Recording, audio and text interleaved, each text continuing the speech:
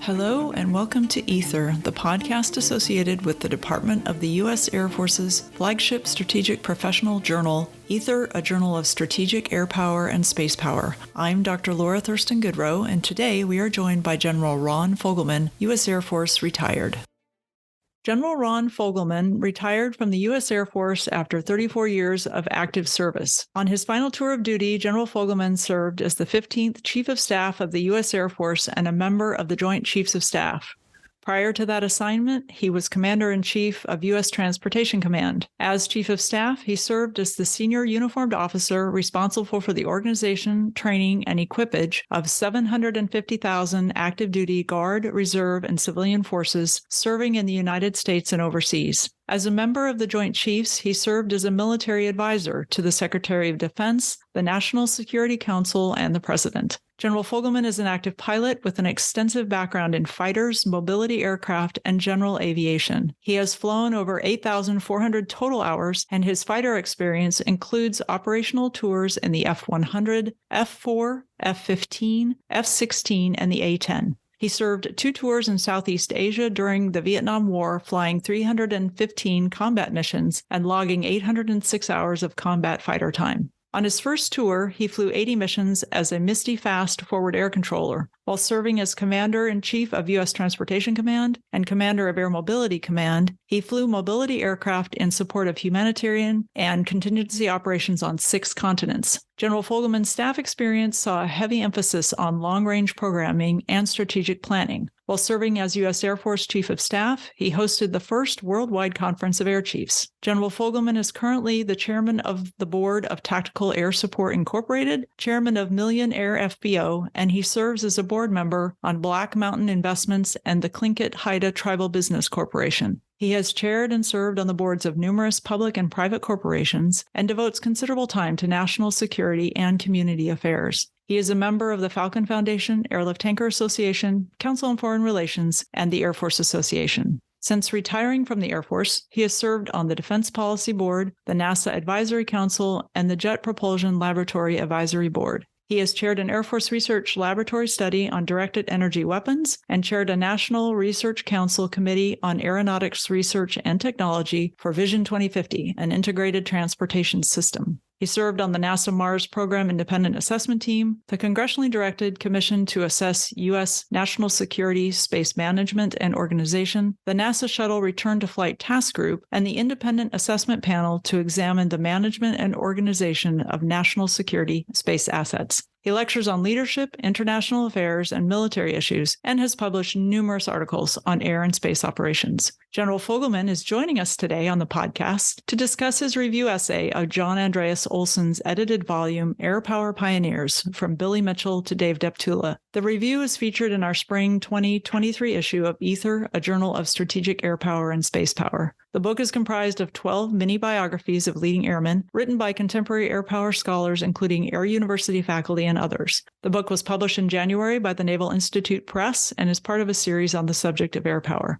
Most, but perhaps not all, of the subjects of the biographies will sound familiar. Billy Mitchell, Hap Arnold, Haywood Hansel Jr., Hoyt Vandenberg, Curtis LeMay, Bernard Schriever, Glenn Kent, David Jones, Bill Creech, John Warden, Tony McPeak, and Dave Deptula. General Fogleman, sir, I can't think of a person more qualified to discuss this book. Welcome to the podcast. So thank you, Laura. I'm pleased to be here and pleased to discuss this book, which I found to be very interesting, very worthwhile for folks who are interested in the subject of leadership and the subject of development of air power. So Olson, in his preface, specifies that while a few of these exceptional airmen distinguish themselves in combat, he writes most made their main contributions away from the front lines. So would you say this exemplifies a unique Air Force culture approach to service? Well, it's kind of interesting because as the Air Force evolves and as warfare evolves, I think we might be reaching a point where we have to go back and look quite critically at how we define combat. You know, historically, combat has been a frontline thing or an aerial engagement or whatever particular form of combat you were involved in. Out of curiosity, I went and looked the definition up just to see what it said, and basically it says combat is a fight or a contest between individuals or groups, or a secondary was it's active fighting in war. And as I said, it implies it's a frontline aerial engagement thing. But I think in today's Air Force and today's environment, combat needs to be redefined or at least understood, because the cyber warrior is going to be extremely important in today's environment and in future war.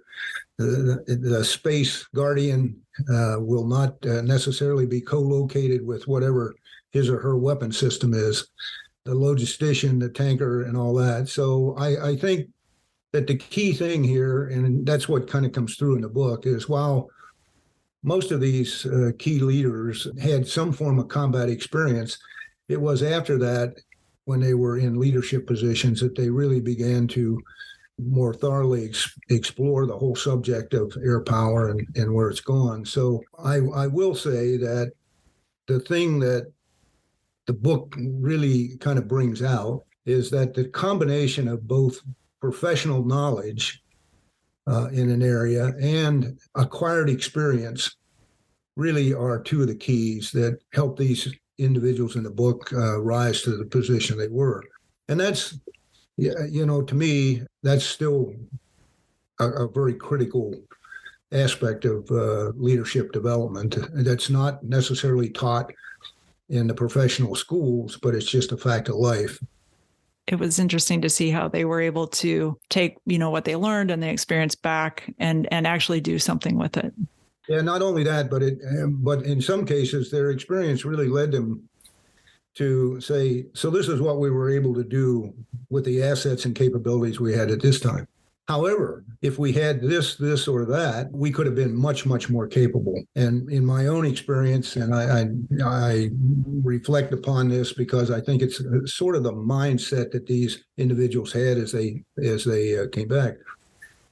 For instance, in Vietnam, air power was really, I think, limited by what I see as a series of things that gave the enemy sanctuary. Okay, one of the sanctuaries the enemy had, it built. It was a very sophisticated integrated air defense system. Another sanctuary was political, coming out of the White House and that whole discussion. But there were other sanctuaries. Weather. We weren't good at operating in weather. At night, we weren't good at operating at night. And camouflage and this sort of thing. And so very similar to the experience of these leaders who ran into similar situations coming out of the Vietnam War, the leadership of the Air Force, and I was not, I was a junior guy here. I'm watching other guys now. Creech contributed to this and some of these folks, but the leadership set about trying to eliminate those particular sanctuaries.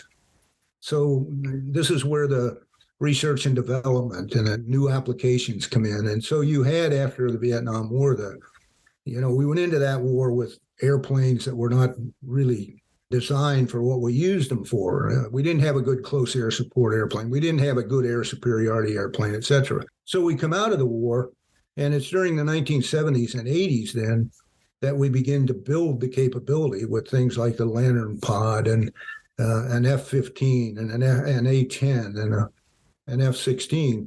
And all this then, culminates in the display of air power that we had during the first Gulf War. But it shows the same sort of thought that these leaders went through, having had some kind of an experience, whether it was on the front lines or air to air or whatever, and seeing the need to continue to develop this. So that's sort of my perspective on how they contributed and to a large extent why they contributed. Now, there are other aspects of this, and there's the academic side of things. There's the professional military education side. All these are important. But anyway, that's kind of my perspective on this. So and those thought leaders, the book sort of talks about how they as a collective, they kind of you said they talk about the wider story about how aerospace power has developed so along, identifying sanctuaries. I'm curious, what do you think the sanctuary that the Air Force should be looking at today is? Well, one of the things that we had solved in one respect, and we're now losing that capability and have to get it again, is the ability to identify moving targets on the face of the earth. During the first Gulf War, we had a really nascent capability that we were just really testing at that time. But J-stars, something we've had. We built it on an old platform, and it's time to transition away from it. And this is clearly one of those missions that will transition, I think, to space. That's a smart place to take it.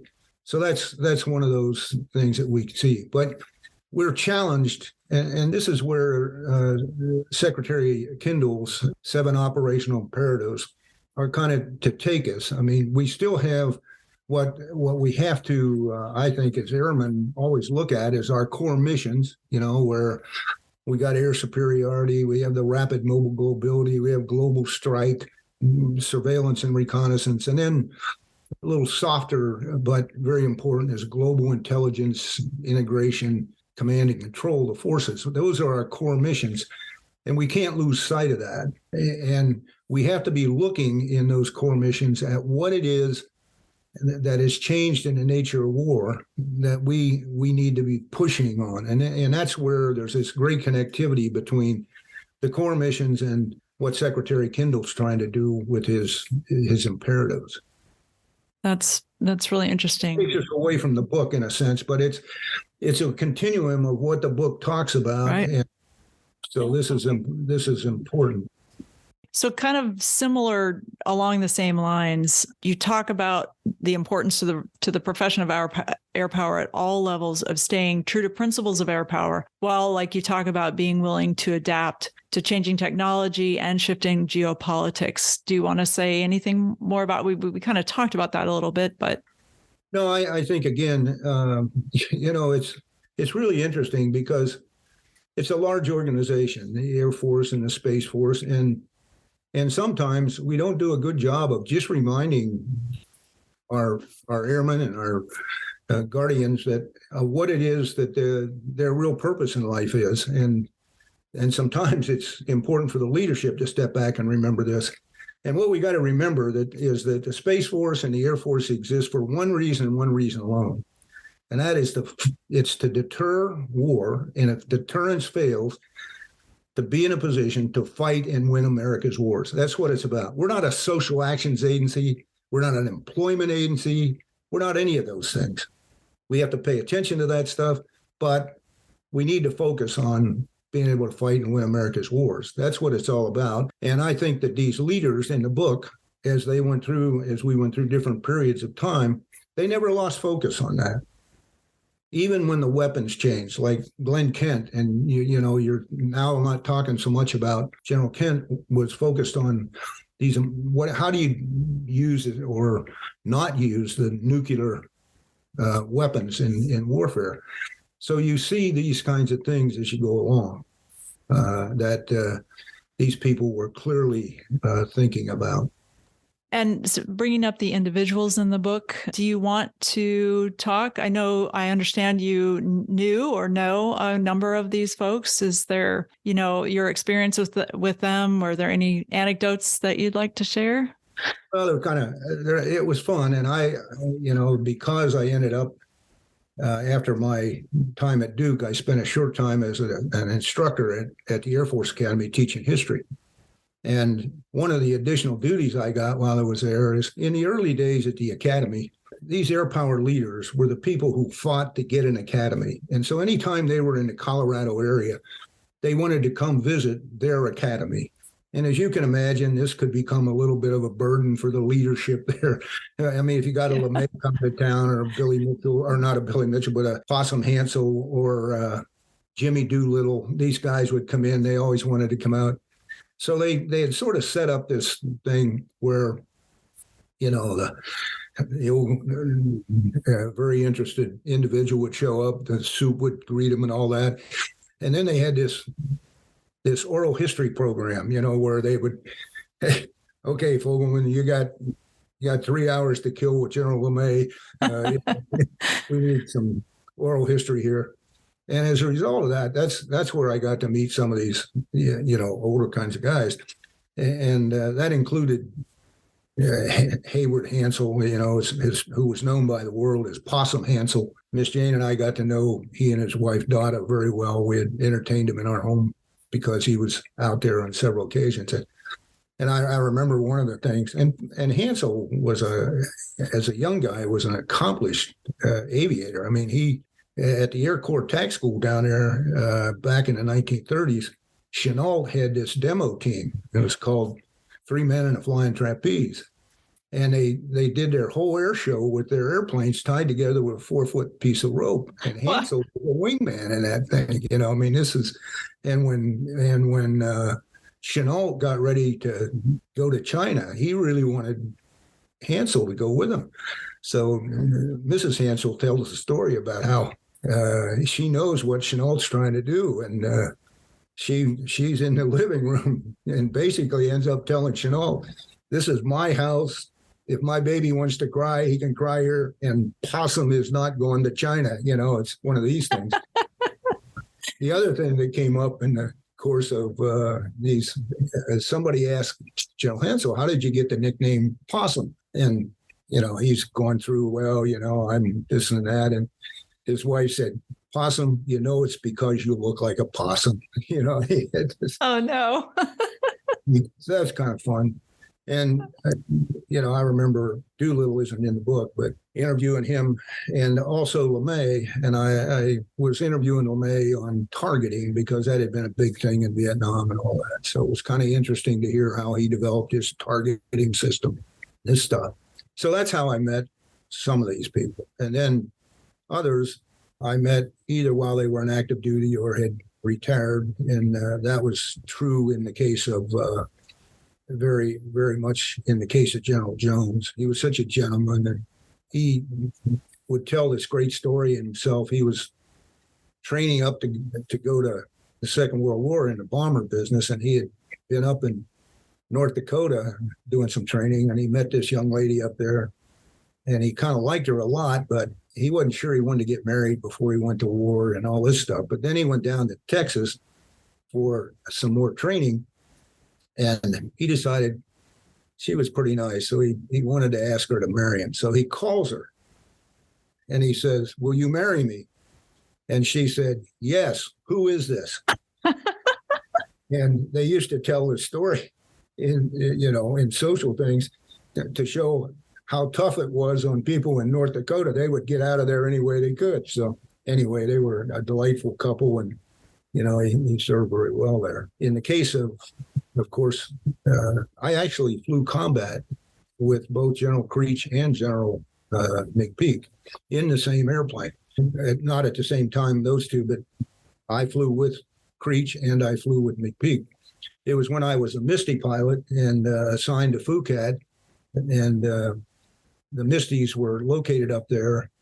Creech was the DO of the 37th Attack Fighter Wing, so he used to come down occasionally and fly with the Misties. And so I was an IP, and so I would fly with him.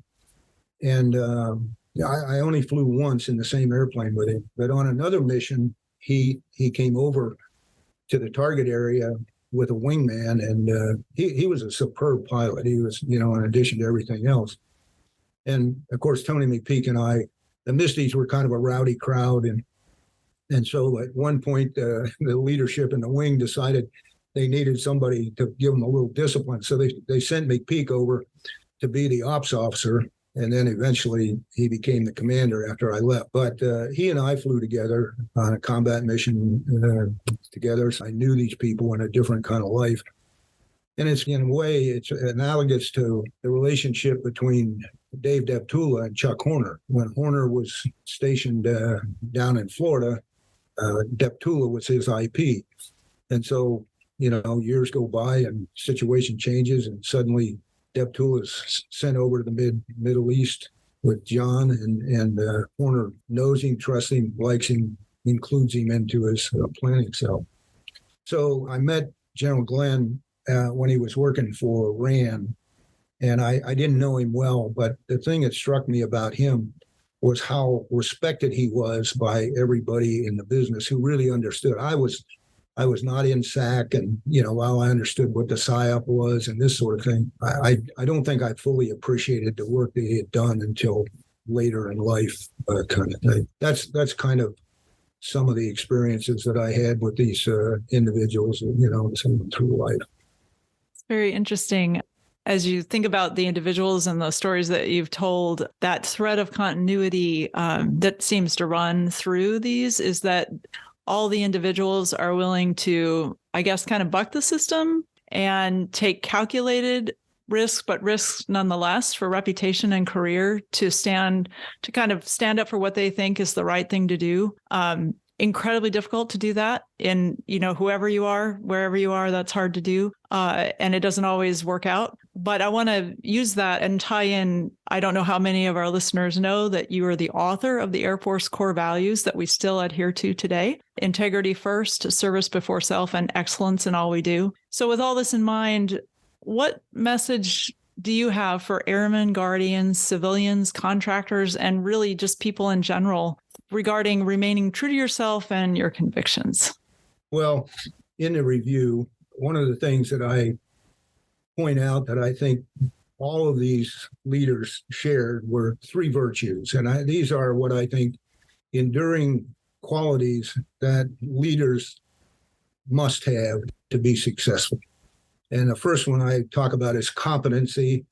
And so it's just like in the case of Creech and McPeak, they were aviators first, but they were damn good aviators. They were good at it. They did it in lots of different places. They weren't a flash in the pan. And that's true if you look at almost every one of these guys in terms of their careers. So they knew their business. And that's important, because if you're trying to lead an outfit and you don't know what the real mission is and how to accomplish it, the troops smell at in a heartbeat. And the second thing I point out in the book is courage. And it's this thing you just talked about, having the courage to do what is right when nobody else is looking, or when you find a situation that needs to be rectified and it may be unpopular, but you have to do that. Courage, not in the, as I'm talking, it's not about valor. It's not about bravery. It's the courage to do things. And the third one is character. And character is how you approach other people and are seen by it. And I think it's driven by the core values. So if you can adhere to these things, integrity, because the folks can smell it in a minute if you're a phony or whatever. Integrity is extremely important. It's also the linchpin by which you get support of the public. If the public believes that you're really interested in what your real mission is, fight and win America's wars, then they'll stay focused with you. So that's the last part of it. As I say, I think it's driven by the core values: integrity, service before self. Look, everybody raises their hand. They take an oath to support and defend the Constitution of the United States. What a lot of people don't recognize, and this was pointed out by a noted British military historian, John Winthrop Hackett, that again, I happened to meet as a result of him coming to the academy while I was teaching there, and in which he says, with an oath like that, there's an unlimited liability clause. So you take that oath to support and defend the Constitution. But it also says, if you are called upon to lay down your life for your family, your friends, and your freedoms, you're expected to do it in this profession. And you got to look around at a lot of other professions before you can find anyone that comes close to that. Probably police and EMT and some of that, but that's it. And so service before self. And then, the excellence part just really had to do with the demands of the profession. We deal with lethal weapons. We make decisions that affect the lives of young men and women. And so you got to strive for excellence as you go do that. And, if you do that, if you really think about that, what it does for you is you over time, you build what I call an internal moral compass. And so when you find yourself in this leadership position, you don't have to start building, what do I believe in? What do I think? You arrive there and you say, this is who I am. This is what I believe in. This is what I want to do to take care of the troops and accomplish the mission. So that's kind of that vector. Thank you. Do you have any final thoughts? Anything else you'd like to say about the book or in general? No, again, as I said, I recommend the book be read by people who are interested in leadership. Beyond that, I think all this stuff is not just history. It's connected to what's going on today. And so, like I say, the legacy of these people that are identified in this book are the core missions that in the U.S. Air Force identified with being responsible for. And so then you find yourselves in a situation like we're in today, where we're transitioning from the kind of warfare we were involved in for 20-some years into a near-peer fight.